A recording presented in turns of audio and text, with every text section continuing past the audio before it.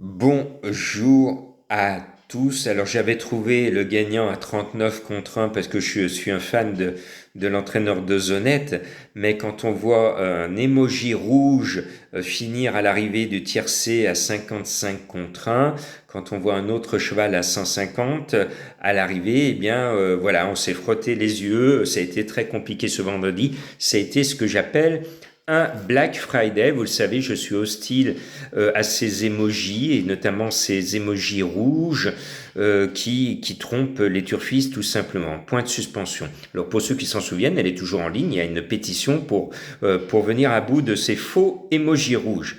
Maintenant, on va sur l'un des plus beaux quintés d'Auteuil de l'année, c'est la grande course de haies. On a des champions au départ, ils sont 14. La course est magnifique. On a des chevaux qui viennent d'Irlande, d'Angleterre, et puis on a nos coqs français qui vont essayer de faire pousser la Marseillaise sur le poteau parce qu'on est chez nous quand même. Ça serait bien qu'un coq l'emporte, mais j'ai bien l'impression que la victoire risque de nous échapper parce qu'il y a un cheval extraordinaire qui nous vient, c'est Irish Pont, le numéro 11. Il n'a pas de bol cette année alors qu'il adorait gagner. 2 fois de suite, il est tombé contre un phénomène dans son pays, un phénomène imbattable, mais à chaque fois, il finit dans son sillage. Donc il est dans l'ombre d'un phénomène et je me dis que venant en France, il devrait trouver la victoire qui lui échappe depuis le début de l'année. Ce 11 est un très bon cheval et c'est un honneur de le voir courir à Paris et encore plus dans un quintet.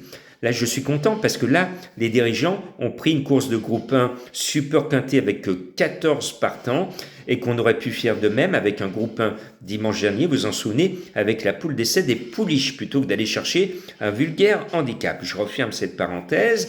Eh bien, on va opposer à ce champion qui vient de loin notre coq à nous, c'est le 13 Losange Bleu. C'est un amour de cheval.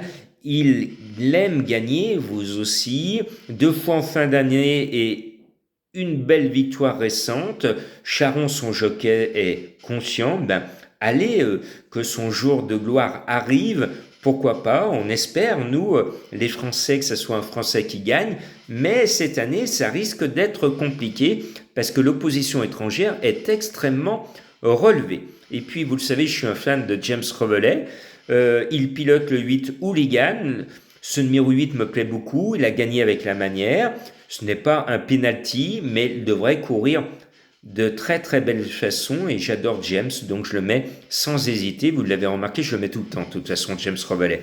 Et puis, le 6, Evoix, si vous avez une mémoire d'éléphant comme moi, vous vous souvenez que l'année dernière, on l'avait vu dans cette même course finir quatrième et découvrait le parcours. On n'avait pas tous les atouts dans son jeu et cette fois, il connaît le parcours. Son entourage qui a reconnu un petit peu cette course l'année dernière en a fait son objectif 2024 et ils nous reviennent avec des ambitions plus fortes que l'année dernière. Il finit quatrième, donc la logique voudrait qu'au minimum il finisse troisième, parce que sinon ça sert à rien d'avoir préparé la course, si vous voyez ce que je veux dire. Bon, on tient là de très très bons chevaux, mais il y en a d'autres qu'il faut jouer, notamment un que j'aime bien, que je sens bien, c'est le 9 Home by the Lee, très joli nom.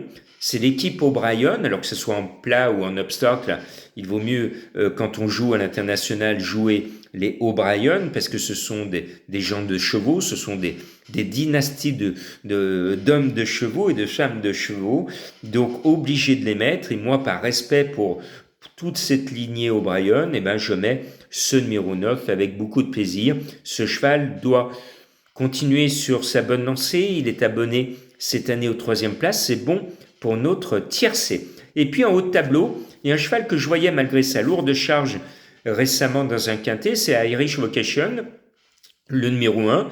J'aime bien Yannick Foin, qui connaît une belle réussite dans les quintets. Son cheval a été impressionnant dans le quintet, alors c'était un quintet, ce n'était pas une course de groupe 1, il tombe sur du lourd, il est sur le papier barré, mais le cheval m'a tellement plu, et je l'aime bien, il m'a donné raison.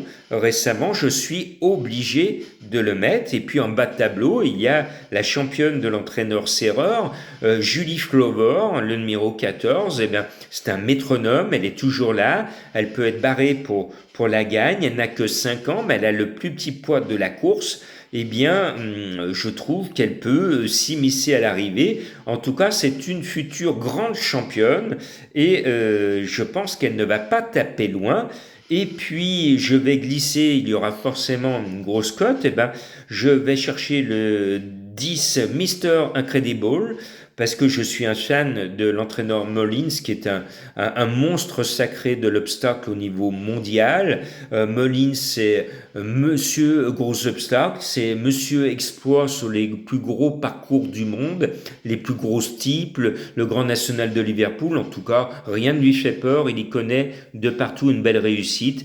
Eh bien, par respect pour ce grand bonhomme, je mets son 10, même si sur le papier, ce n'est pas génial, le cheval n'a pas fini son parcours, le coup précédent en steeple, il oublie son jockey au passage, mais bon, on ne sait jamais. Je me dis qu'il ne fait pas tout ce voyage pour rien, et donc je le glisse pour essayer d'apporter une cote à ce quintet, comme la cote que je vous ai trouvée à 39 contre 1 gagnante. Favori, mon favori, il a gagné à 39 contre 1 dans un quintet introuvable ce vendredi.